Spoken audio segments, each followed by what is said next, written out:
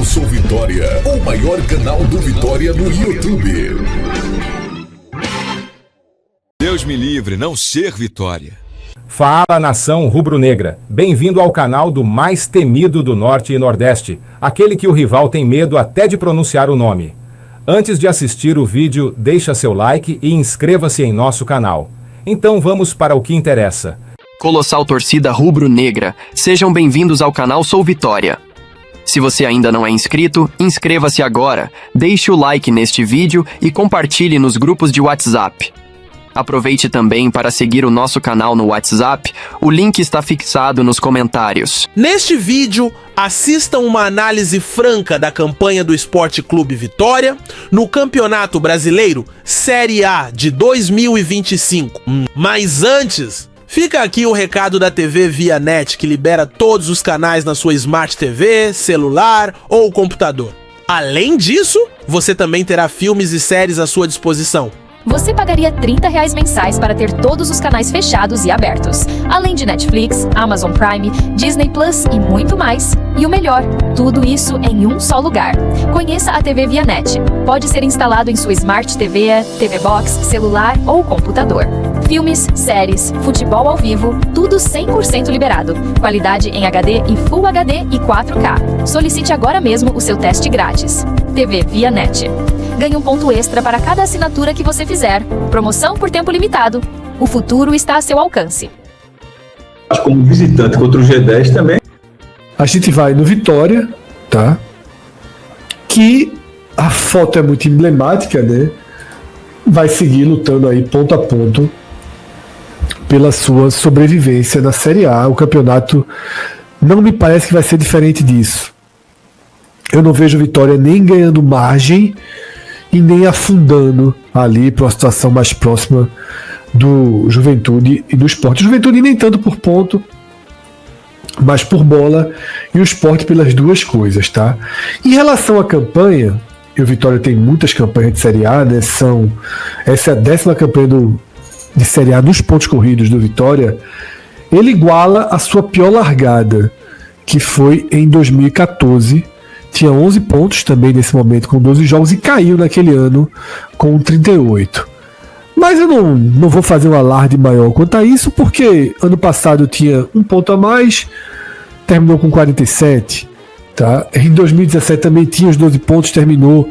Não caiu ali já é um 43, já não é uma pontuação tão segura, mas não é uma largada tão fora da curva do Vitória, visto que nas 3 participações anteriores ele tinha um pontinho a mais nesse momento, tá? Então eu diria que o Vitória está bem ali na região que eu defini ali no título como lutando ponto a ponto pela permanência, tá?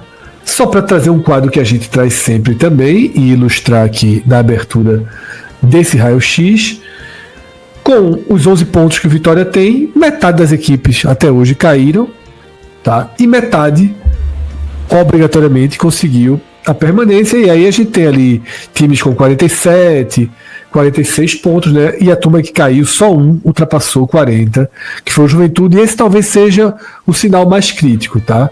Você tem 7 clubes que tinham, 7 dos 8 clubes que caíram, não chegaram nem 40 pontos, chegaram nem 39 pontos. Isso aí é para ter um alerta, tá? Ao mesmo tempo tem o Cruzeiro que chegou em 62. Tudo é possível, eu acho que dá muito essa sensação de meio termo. Não é meio termo pro campeonato, não é que o Vitória faz uma campanha meio termo, é que o Vitória está no meio termo na sua luta pela permanência. Dentro da campanha ruim. Você não tá numa cruzada de você sentenciar a campanha do Vitória. Ele tá...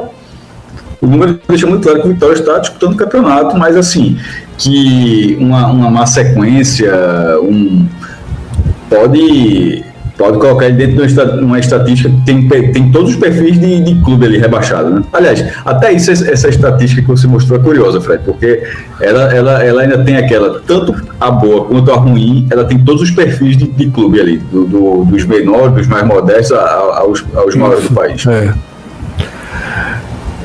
E aí, para fechar essa primeira parte, né, que a gente traz alguns números sobre o Vitória, aquela mesma tabelinha do Fortaleza, eu vou trazer para os 5 clubes, né? Que é onde estão os adversários que você enfrentou. Eu acho que no caso do Vitória é uma tabela equilibrada, né?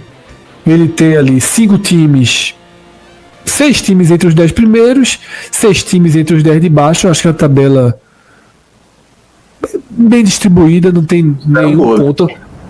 A diferença aí é que ele não ganha de ninguém de cima, né?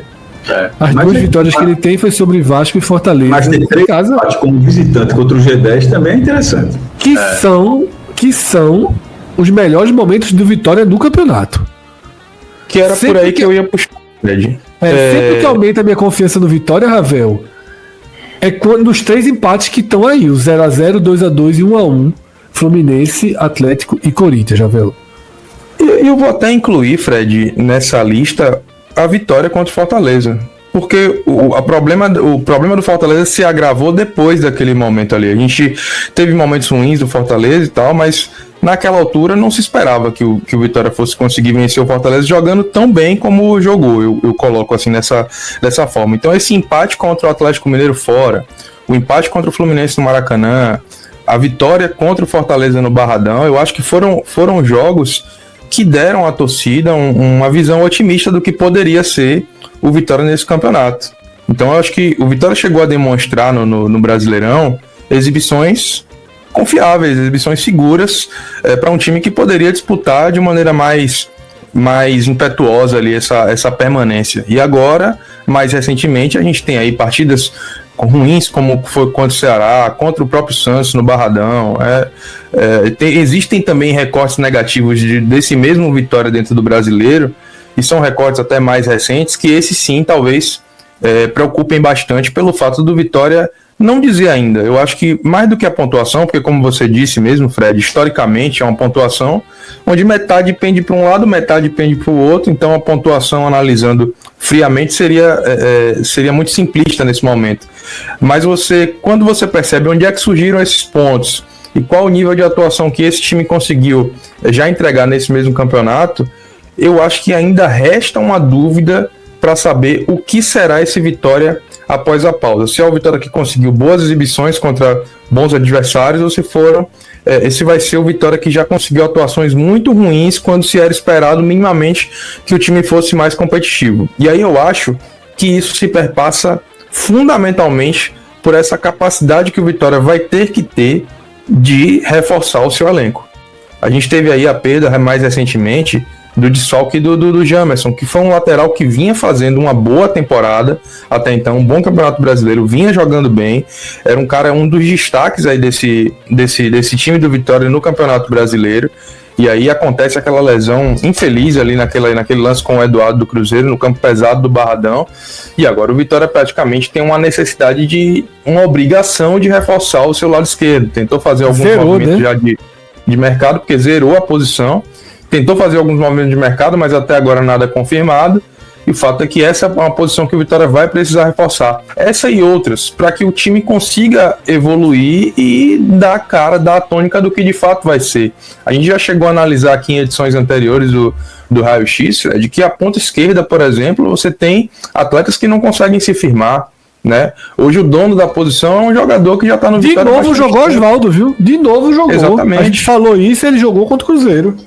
Pois é, se tornou praticamente o titular da posição, o dono da posição, e é um atleta que, apesar de ter recursos técnicos, não tem mais idade e vigor físico para conseguir entregar 90 minutos de intensidade na Série A. Mas aí os seus concorrentes diretos na posição não são jogadores que têm conseguido agregar o Vitória no Brasileiro. Então, fica aquela sensação de que o Vitória vai precisar reforçar o seu elenco se quiser de fato fazer um campeonato que possa pender mais para uma permanência mais tranquila ou um objetivo ainda maior. O fato é que algumas posições você está ali com alguns bons atletas, né? Eu acho que o Baralhas consegue fazer algumas boas partidas, o Ronald também é uma grata surpresa, mas você tem outras que estão aí numa situação de déficit mesmo, de atletas que possam entrar em campo e que possam trazer algum nível técnico aí acima, né? Quando você tem, por exemplo, a ausência do Mateuzinho, é um grande problema pro Vitória. Não à toa surgiu essa sondagem, essa possibilidade de vir o Caleb do Fortaleza, porque Rato não funcionou na posição, porque PP também até agora não disse para que veio. O fato é que o Vitória carece de peças para poder qualificar o seu elenco. Valeu. E aí, a gente... Deixa eu fazer uma pergunta, Ravel, Fred. Ravel, tu consegue imaginar que eu tava tentando entender essa contratação do Thiago Couto, tanto pela parte do jogador quanto pela parte do Vitória. Pela parte do Vitória, tu consegue enxergar o Thiago Couto em algum momento tendo oportunidade nesse time do Vitória? Só tem uma possibilidade disso acontecer, Atos, e eu acho ela remota, que foi porque hoje eu vim aqui em alguns perfis, de alguns perfis no Twitter de torcedores, influenciadores que cobrem o Vitória, falando da possibilidade de Lucas Arcanjo ser transferido.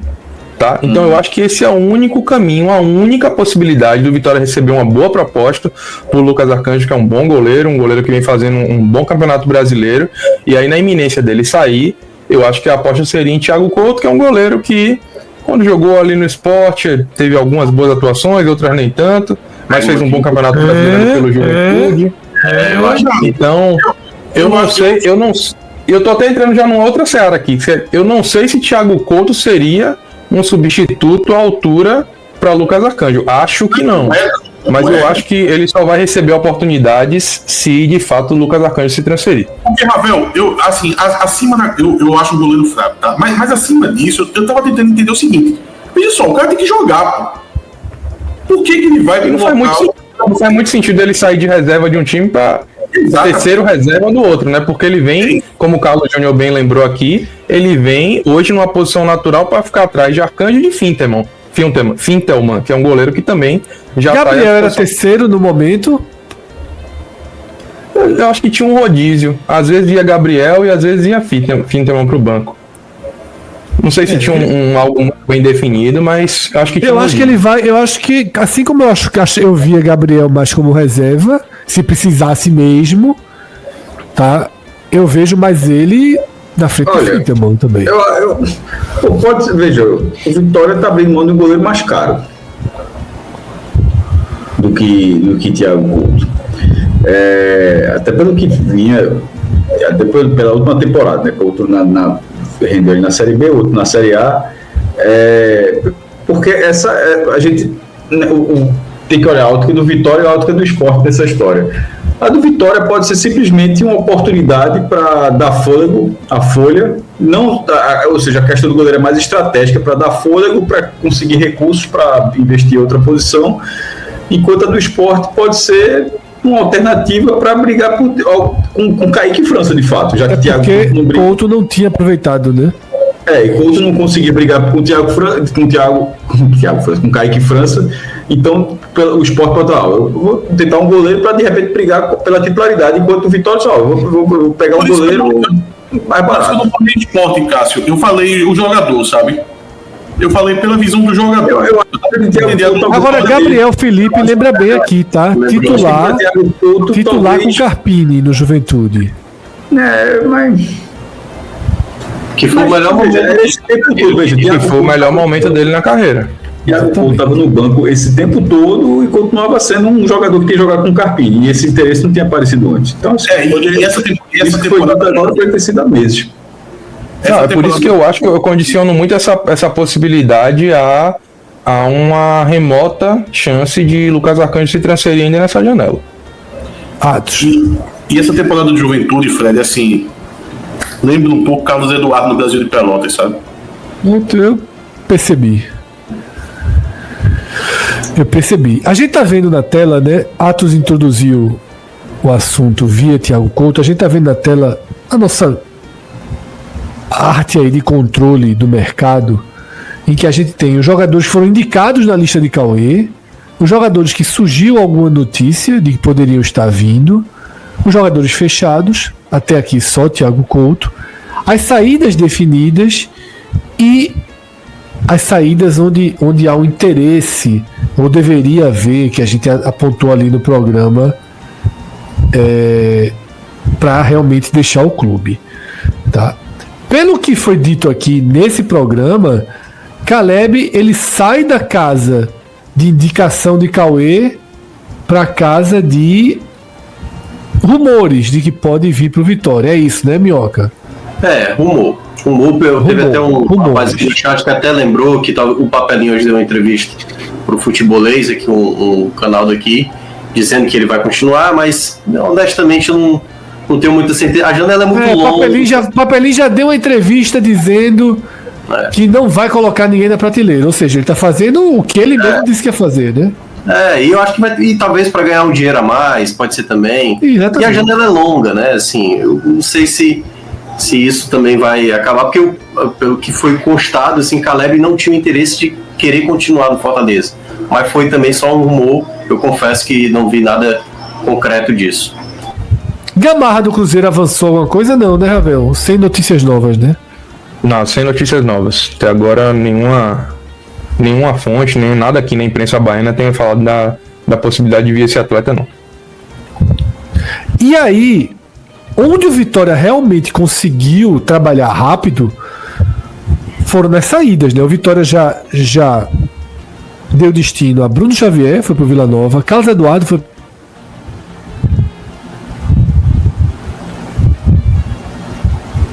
Travou. Carlos Eduardo no Mirassol, Hugo que voltou, né, pro Botafogo e foi emprestado ao Santos, Thiaguinho, que foi cortado aí, e Janderson, que tá praticamente aí fechando com a Turquia, né, questão de tempo aí, acho que foi por isso, a Ampulheta, e o Gabriel, que exatamente o goleiro dessa arte aí para situações de momento, Minhoca, inclusive o Janderson já fechou a transferência dele, o Vitória até conseguiu fazer uma negociação melhor do que inicialmente havia se especulado, né, porque o Vitória detém uma parte desse valor que ficaria aí na transferência, especulava-se que o Vitória fosse reaver os 5 milhões investidos em Janderson, mas mais recentemente a gente tem a informação de que o Vitória chega a faturar com essa transferência de valor direto algo na casa aí dos 6 milhões e 500 mil reais, ou seja, apesar da passagem de Janderson ter sido ter alternado ali entre bons e maus momentos, eu acho que Janderson foi importante em alguns momentos, chegou a fazer alguns gols importantes, eu lembro aqui de um jogo ali contra o Sport na Copa do Nordeste, porque há de se ressaltar que o Vitória fez uma boa Copa do Nordeste, uma boa primeira fase, e por isso, inclusive, tem um chaveamento interessante ali, se colocando como favorito do seu lado da chave para chegar à final da competição regional, e Janderson chega a fazer um gol nesse jogo, onde o Vitória vence o Sport por 1-0, mas também chegou a ter momentos ali de desavença, inclusive com o torcedor, sair vaiado, não conseguir ter boas atuações, responder a torcida de maneira provocativa.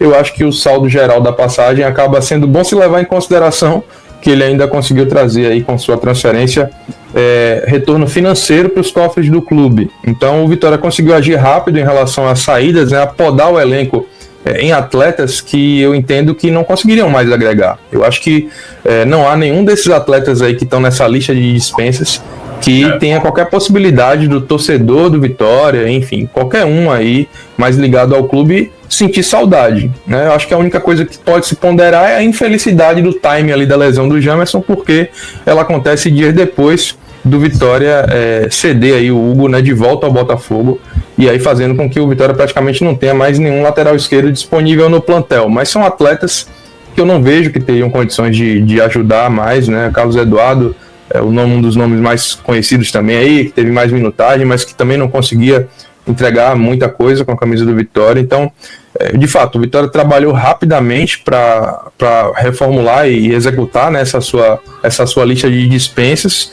Ainda tem nomes por sair, mas o fato é que ainda mais do que isso, agora tem a necessidade de suprir essas lacunas, porque o elenco se tornou pequeno, e a necessidade de você trazer jogadores que possam entregar mais do que os que estão aí, não só brigar para a titularidade, mas eu acho que vir de fato com a chancela de que serão nomes que serão titulares.